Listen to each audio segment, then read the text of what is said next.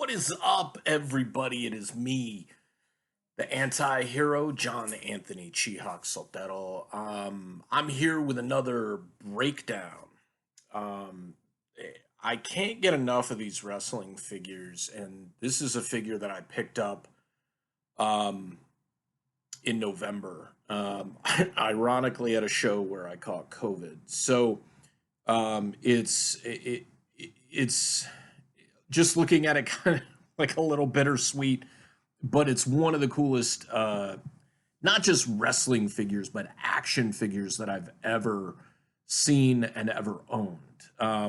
Because it's not just a wrestler, it's a wrestler in a specific moment in time. And it is the cream of the crop. Randy Macho Man Savage, the cream of the crop figure from the epic classic promo he conducted alongside Mean Gina Okerlund back in the golden age of wrestling in the 1980s. This promo was best known for Savage's intensity, which he always brought. That gravelly, raspy voice that just commanded attention, and quite frankly, the articulation and articulate nature of Randy Savage is what made his promos so special, but at the same time is what made that promo extremely memorable. Because, as you remember during the promo, he talked about being the cream of the crop and how the cream always rises to the top. Now, I didn't remember this promo exactly the way that I envisioned it. And he did keep pulling little creamer cups out of conceivably somewhere. I don't know. He probably had a standing pack with him and just had it loaded up with creamer cups that he took from catering or something like that. The attention to detail with this figure is really, really awesome. And with the breakdown, especially with these wrestling figures, I'm breaking these figures down on the 5.0 Dave Meltzer scale. I'm going to look at the good, the bad, the accessories that hopefully these figures have, and things like likeness, scale, posability, realism, those types of things. Now, first things first, this is an iconic image of Savage. There were two variations of this. There is the yellow trunks and the pink trunks. And the interesting thing, one second here. The interesting thing is the headband, okay? So the bandana changes based on did you see me spit that out? Sorry. I don't edit these. I'm not in video production. I'm not going to do that, but so you could pick from the pink trunks, which I'm not sure which one was the chase, because there's the pink trunks and the yellow trunks, but he was wearing the pink trunks in the promo, from what I understand. But this is the bandana he was wearing. And since most of the promo was shot here up, I went with the yellow trunks so I could get the bandana that he actually wore. Now, he comes packaged wearing the glasses. I don't remember if he actually had the shirt on or not. As soon as I got home, I took a picture of the box and then took him out of the box. And, of course, he comes with the classic creamer cup. Savage actually comes with how many extra full sets of hands? So that's one. That's for that hand. He actually comes with two extra sets of hands, which we'll kind of go through a little bit. He's got the pinky, which he was very well known for when he would do the the little things, all the dances and stuff like that. And he also, on the opposite of the creamer hand, comes with the finger. So you can do twirling and the stirring and the rising. Comes with the I don't know if this was a bandana or what, but it is the accurate color scheme for that specific moment. He's got his iconic gigantic shades and his Macho Man shirt. Now, the issue with this specific figure, with this specific moment, is Savage was wearing the actual shirt on, like a full shirt. It wasn't cut, it wasn't shredded or anything like a lot of his in-ring wear. So this is one of those things that's going to get some points deducted from it because this doesn't actually fit that specific moment.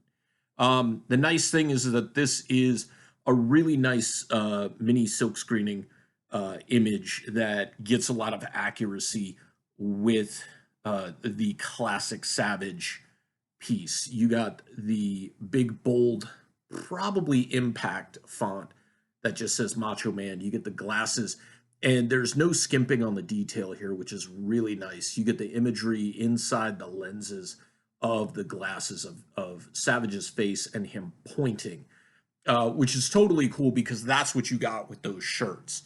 That actually might be a little more detailed than you got on those shirts back in the 80s. Silk screening technology has come a long way in that time frame. So we're gonna take them out of the shirt so you can see the detailing on this figure itself. Let's take off the bandana. Let's take off the glasses. This is another one of the failings of the WWE figures when it comes to Savage specifically. Look at that face. To me, that comes off a little bit more like a Duggan face than a Randy Savage face. Obviously, he's doing the face and he's getting all intense. And I'm adding a little Triple H at the end of that too. So, but he's a little bit of a derp face, if you will. So I'm always wondering, like, these are the FX scans or the FX whatever, and of course Savage has been gone for over 10 years, and the thought is maybe while they can use his character, they can use all the trademark gear that they put together for him and stuff like that, maybe they don't have the rights to his likeness. And all the figures I've seen, like the Ultimate Elite figure, also does not have a very good likeness. The Slim Jim packed figure does not have a very good likeness. I would love to own that Slim Jim packaging, but I really wish that they made it a little bit more collector friendly, in that, like, maybe it was like a box that you could open up instead of actually pulling the strip along it to damage the packaging. I get the point. It's a really awesome concept, but it fails in terms of that return collectability. Once you tear that strip around, you've destroyed the packaging. It's never going to be the same. With the Elite figures, you can put them back into the packaging. Sure, it's not mint on card, mint in box, or whatever, but it is still going to be something that you can display, hang up, if you're not up to keeping your figures loose, or if maybe you're concerned about moving or shipping or something like that. So let's look at the details on the figure's body. You get a ton of musculature, nothing that's super duper over the top. Savage was a super built guy. He was greatly athletic. He was a little bit shorter than your standard giants in the industry, but he could out wrestle anybody any day of the week and twice on Sundays. So you get a lot of the striation in the chest. That's a little difficult to see. You get some shadowing in there, but some really good definition on his abs and obliques. Of course, you get the torso crunching motion. He does have a lot of really good detail on his arms. And let me see. You do have a little bit of vascularity, some veins popping out on the biceps. That was probably going to be Savage in like 99 when he returned to WCW and he was all jacked up. Either way, this is a great looking figure. The trunks with the stars on the front, Macho Man on the backside. He's got the matching knee pads, which have a lot of detail in them in terms of the flexibility. There we go. So you get the seams. His boots have a lot of great detail in them, especially like they're showing that, you know, it's flexible and he's moving around in them. You get the stars, the laces, some good movement. Actually, you know, this is actually not very good movement at all. These joints are super tight on the ankles. And the issue that you kind of run into with these types of figures, it doesn't show up super duper bad on camera, but you do get some significant gapping right there. And that's just kind of the price you pay. I've seen figures that have way worse gapping. It's almost worse on the heel portion. So it's kind of take it as you will with the figure itself. The hair, even without the bandana, is still done really, really well because I love Savage to death, but in the 80s he had super fried hair and it would just like stick out. It wasn't even stringy. It almost looked crunchy and it was fairly thin. So this is a very, very generous and gracious head of hair for Savage. And there's some legendary stories about him and his hair loss and things like that. So with his gear and his extra set of hands, you've also, you know, you've got the pinky for the left hand. You've got the pinky for the right hand. Now, ideally, you're never going to put both of those on at the same time because he wasn't doing that like all the time. Maybe he was. I don't remember. You've also got the hand grip, the G.I. Joe Kung Fu grip hands. And what we're going to do right now is change out the hands to put the G.I. Joe Kung Fu grip hands in and see how those work for lockups. This is something I've been doing with all the wrestling figures I've been reviewing, from CM Punk all the way to Rhea Ripley and now with Randy Savage. The great thing about these Elite Series figures is that you get some pretty good posability and flexibility. Now, this Savage figure doesn't look like he has quite the posability to do any sort of a lockup.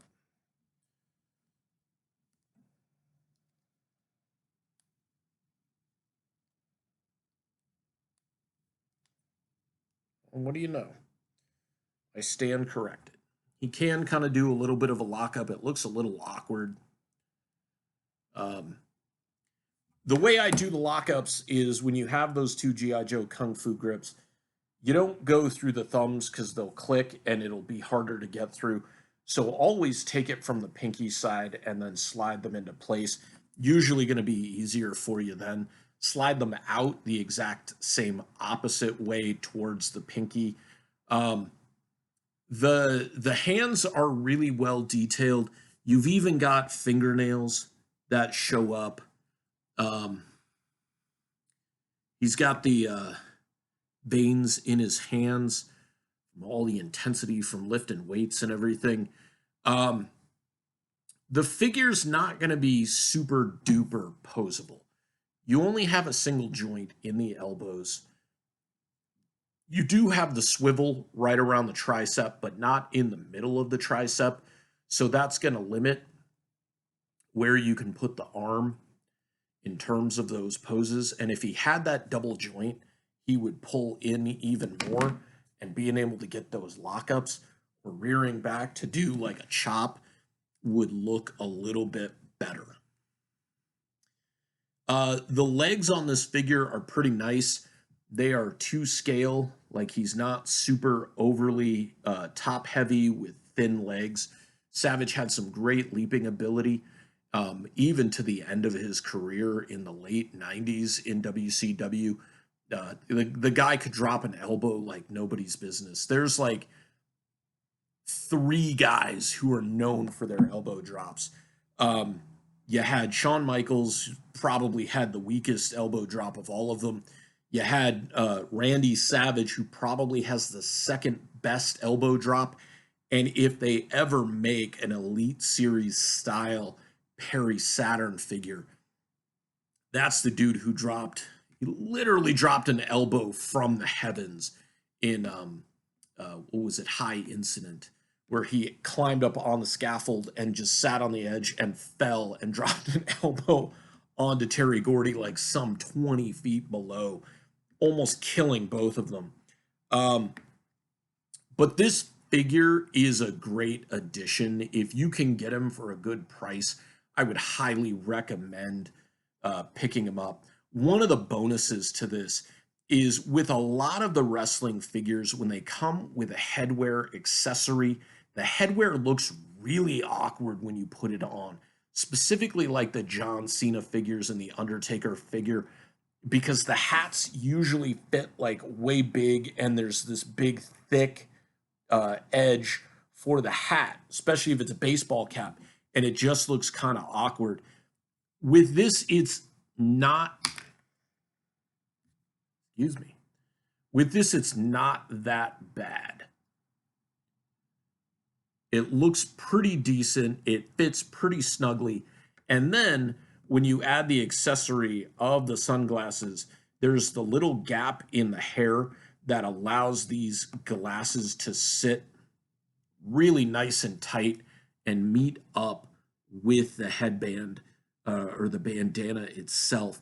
So it gives you kind of a seamless transition, and it makes it look like it fits even tighter than it normally does. The other thing is, if you're not a fan of the facial likeness of these Savage figures, or this Savage figure specifically, which I am not, I'm gonna keep the sunglasses and the bandana on. It just gives a better overall view to me of what the figure should look like and what the likeness could be. A little bit closer to me, a little closer for me.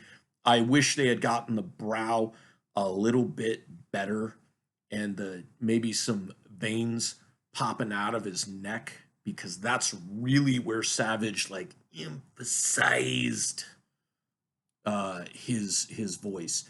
The musculature on this figure is tremendous. You look at the back muscles on him, and especially if you get the shadows in there, it is just tremendous. Again, the choice is yours on the trunks. The people I bought this from had the pink trunks variant as well. And again, I'm not sure which one is the Chase figure, but they were both the same price, at least from that retailer.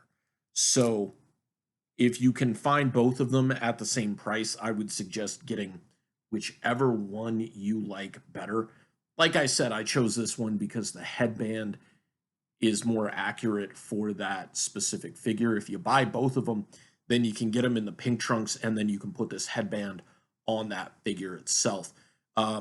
Overall, with this figure, I do have to deduct some points for the likeness, specifically for the lack of double articulation in the elbows. I know that the Elite series is different than the AEW figures, which is putting the double joints in the elbows and the double joints in the knees.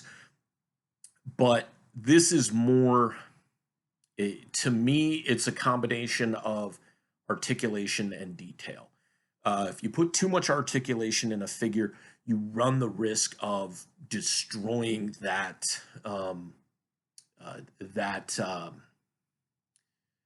the ability for the figure to look good.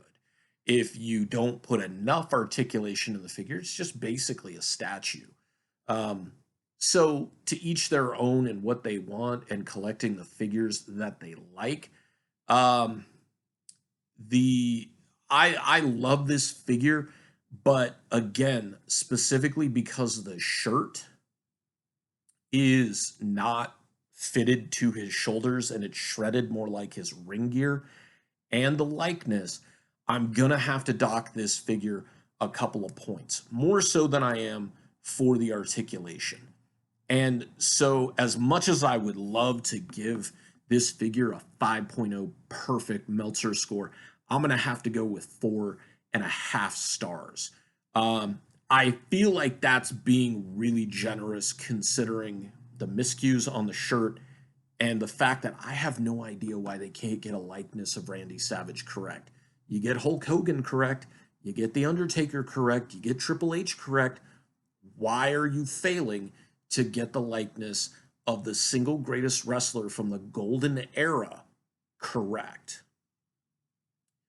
I'd like to end this video by saying one of the things that made Randy Savage great was his ability to adapt. The individual who won multiple world titles, who always lost them to Hulk Hogan. He was never allowed to usurp Hulk Hogan on the card. Now, anybody who knows wrestling knows Savage was a superior wrestler, a superior promo. He could outwork Hogan. Even at his worst, he had a better match than Hulk Hogan. One of the other things that Savage brought was that intensity. And even though his life ended prematurely, one of the things that he was able to do was find some happiness and some peace. He did marry his high school sweetheart, and they had a good life together, albeit short.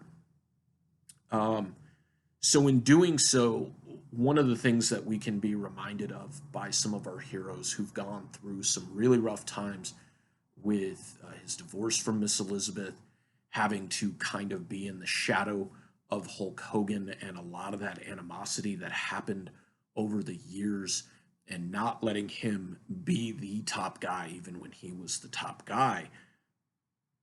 Savage found peace. He found happiness. And that is something that I wish for all of you who watch this and check out what I'm doing. The breakdown is done for me to just do something and talk about toys and comics and movies and things that I really, really love. And I'm hoping that some of you glean something from what I'm pointing out. You might find a figure, a comic, or a movie that you didn't know about that you want to check out, and that you realize that it's okay to take some time for yourself to work towards finding that happiness. And the thing is finding that happiness, it takes work, but you're going to find it if you keep working. It will get better. You'll improve. Even if you feel like you're moving backwards, that's still progress moving forward. So be kind to yourself, be good to yourself. The breakdown is also about empowering myself for my mental illness and taking back a little bit of that power for myself. So I wish y'all well in this new year coming up. Please take care of yourselves and remember that even the biggest heroes, the icons that we know, have had to work through some of the hardest times of their lives. See you next time.